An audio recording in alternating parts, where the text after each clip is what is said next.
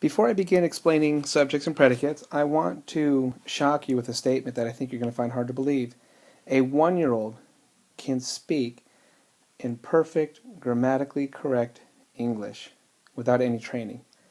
You don't believe it, but later on I will explain to you exactly what I mean.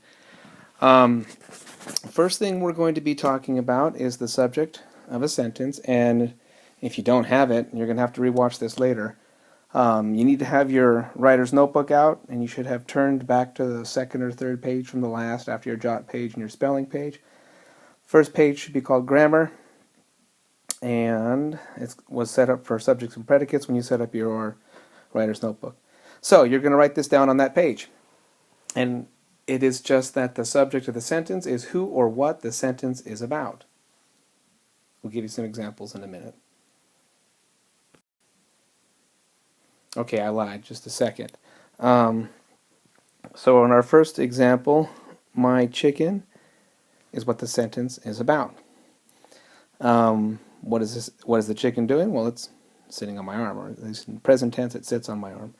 So the simple subject is the main noun. It's usually the one word that talks about what is the subject of the sentence, and in this case it's chicken. My chicken, the chicken, your chicken. I could put a lot of other things. My very friendly chicken, my very ugly chicken. All those things could be a part of the subject, but the simple subject is just chicken.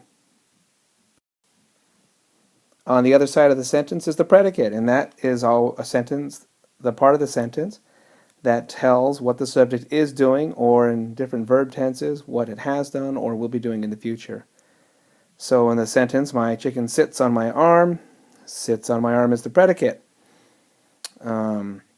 Simple predicate is the one verb, the one word, or sometimes it's a couple words, which are called a verb phrase. In this case, it's just one, and that is simply sits. So if you think about young kids, they might say, chicken sits, because they don't know a lot of words yet. Or when we get more advanced, we say, my chicken sits on my arm. And here's an example of the sentence, live and in person. My chicken sits on my arm. And that's Goldie, by the way. Remember how I told you how a baby can speak in perfect English grammar? Well, sometimes in sentences we have what's called an assumed subject or an assumed predicate. And that is, if you can communicate to whoever it is and they know who the subject or the subject of the sentence is, you don't have to say it. Like as a teacher, I can look at you and say, sit down. All I've given you is the predicate, the action. You must sit down. Who's the sentence about? Well, it's about you. I'm either staring at you or I'm pointing at you or something like that. And so, as long as everybody involved knows exactly who the subject is, you don't have to say it, you don't have to write it, and it's grammatically correct. So when you see sentences in books that say, stop it, or if you hear someone say, stop it, well, they're speaking perfectly good grammar as long as everybody knows what it's about. And in that way, that's how babies can say perfect grammar, because they can say the word no. They might want to say, Mom, no. But if they're looking at Mom and they say no, well, they've done a great job speaking perfect grammar. And again, those are called assumed subjects, and sometimes they're assumed predicates if you're answering a question like, who went to the store? Fred. You don't have to say, Fred went to the store. You can just say Fred, and we know what the predicate is. All right, on a piece of paper that has the correct heading on it. Look at that, sample student, first and last name, class, date. I'd like you to title it Chicken Grammar, okay? Put subjects and predicate, that's what we're talking about today, and you'll see in just a second that we'll be working on some exercises in our English book on page 394, so go ahead and write that there.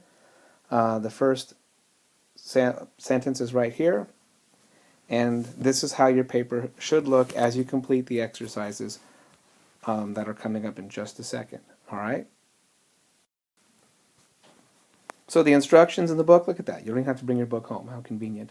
They say to copy the sentences. You must do that. They then say to underline each subject once, which I've done in yellow, and each predicate twice. I've underlined that twice. You need to circle the simple subject. I went ahead and did it in red so you can see a difference, and simple predicate. So in the first sentence example, my mother went to work is the sentence. My mother is the subject. What's the simple subject? The one word it's about? It's about mother. What did she do? She went to work. And that's the predicate. The simple predicate is the one word. She went. So if I was a little baby talking, I would say, mother went to work. Okay? And here's a hint for the next one. I could say, Gus littered. Oh, but I won't go anymore. You need to do that. And look down here on the bottom. You need to add a custom sentence of your own.